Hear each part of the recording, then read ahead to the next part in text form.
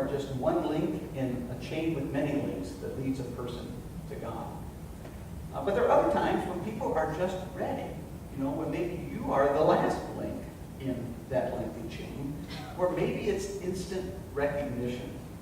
You consider Lydia in the story. This would appear to be a case of simple, uncomplicated coming to trust Christ. This woman, who is likely very decisive in other respects, remember, she's a businesswoman, is also decisive in responding to a good thing when she sees it. The account says that she and her whole household were converted. She went all in. In fact, by the end of the chapter, it would appear that her home has become a house church. That's how committed Lydia was.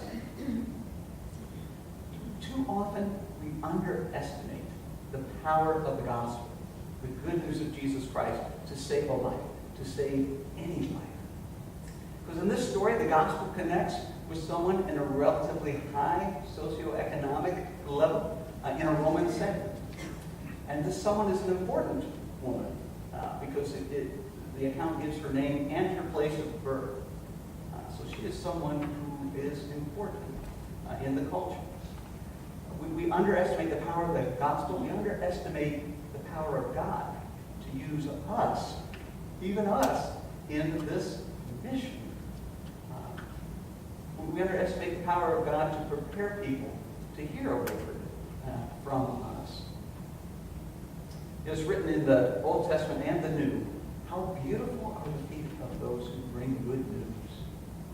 Our feet are beautiful, not our physical feet. Mine are looking gnarlier as time goes on. But the feet of those who carry good news, beautiful, beautiful. In July, my family and I were going on a vacation.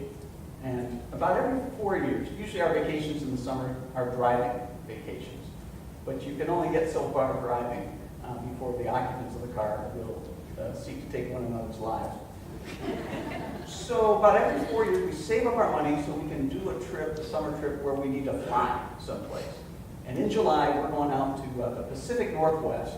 We're flying into Seattle, and then we're going to drive around Washington State and see cool stuff. Now, one of the side benefits for this trip for me is one of my college roommates, his name is Sherman, he lives out there now, he and his wife, Sonia. And I have not seen Sherman, I didn't do the math before, it's for many, many years. But we stayed in touch, we exchanged birthday cards and all, and when we decided to go out there, I contacted Sherman and said, hey, we sure would like to hang with you and Sonia. And so, yeah, we're setting this up, spend a little time together. Now, Sherman, when we were in college, he had no interest in Christianity, just none at all. He wasn't antagonistic toward the faith, it just wasn't for him. I have no idea where he is now. I have no reason to believe he's in a different place now than then, but who knows. His wife, she emigrated to the United States from India, and I had met her once before they got married.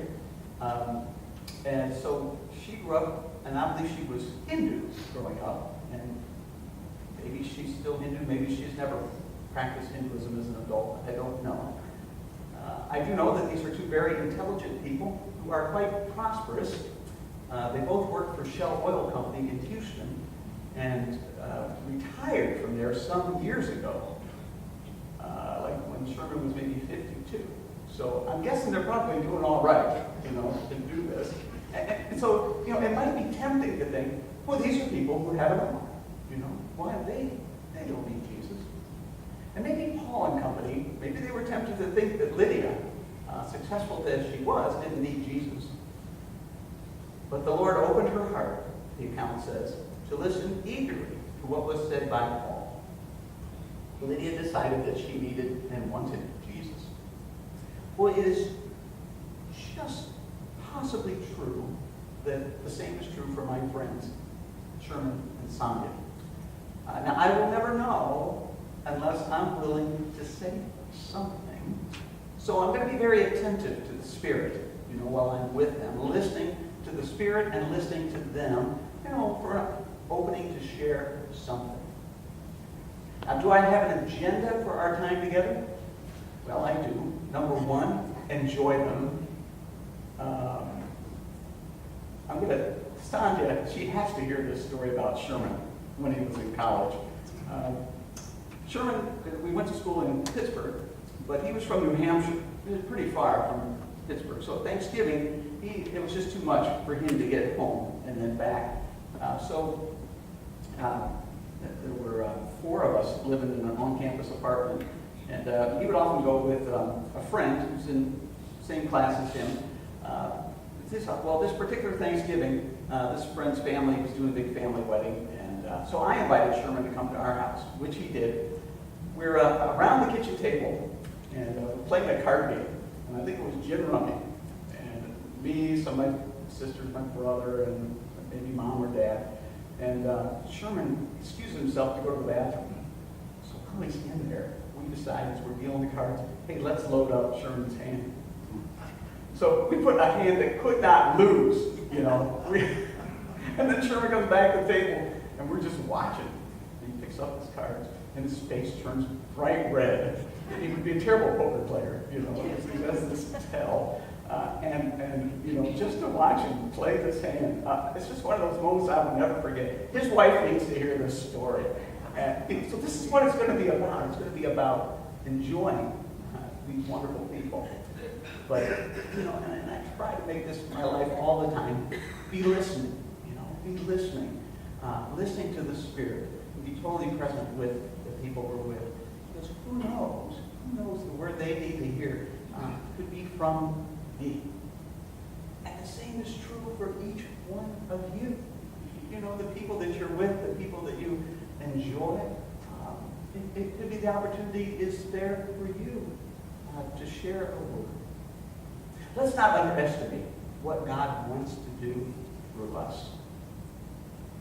When the moment comes, when someone within our circle of acquaintances appears to be seeking faith, may God find us willing to be first responders. Let's pray.